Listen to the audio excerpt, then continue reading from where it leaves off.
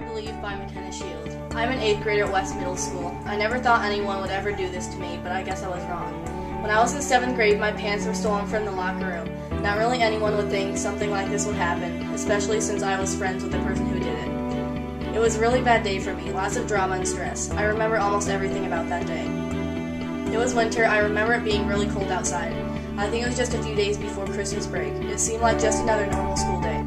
Everything was fine until gym. I changed into my gym clothes and went back into the gym. Throughout gym class, everything was fine. The only problem was when I got back into the locker room. I went to the locker room. My jeans were not on the bench. I put them on. I asked if anyone had seen them, but after looking around, they were nowhere in sight. I talked to my gym teacher, and she told me the only person who had been in the locker room was one girl. She had stolen items before, so I was almost positive it was her.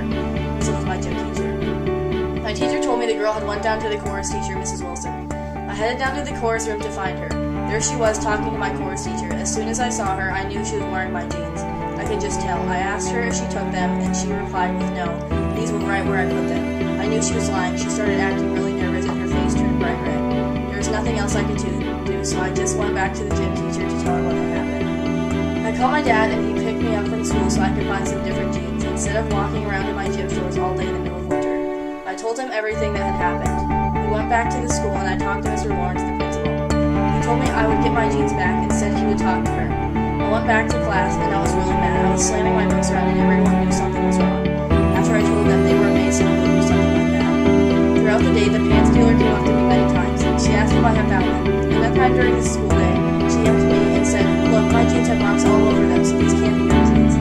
I found out that in one of her classes, she had drew all over my pants to make them look like they were hers. I kept wondering if she would ever confess.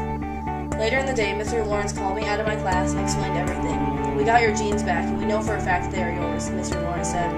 We finally got her to confess. I was relieved. How could such a normal school day turn into a very strange one? I went back to my locker to put my jeans away. I noticed all the marks on them. Mr. Lawrence said if the marks don't come out, she will have to pay back for the damages. Thank goodness the marks came out. After a very stressful day, I was relieved to get home.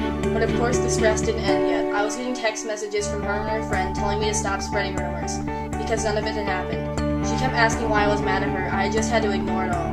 I knew she stole my pants, and there was no way she could have took them by accident. I put my jeans on a different bench than hers, and mine were a different color. And another thing, why would she color on my jeans to disguise them as hers? The only question about this whole confusion was where did her jeans go? She was definitely wearing jeans to school, and when I got mine back, she had to use gym shorts. Teachers searched her locker and still no sign of her original jeans. A few days after the incident, I found out what happened to them. She had stuffed them behind a heating vent, but when asked if they were hers, she said no. This happened a year ago, and she still hasn't apologized to me. Whenever someone asks her about it, she denies the whole thing. She acts like it never happened. If she would apologize to me, I would forgive her, but I doubt I will ever get an apology. This will change some of my beliefs. I believe that you should be very careful in who you trust. I believe that an apology, no matter how big or small the crime is, can help, and I believe that you should stand up for yourself.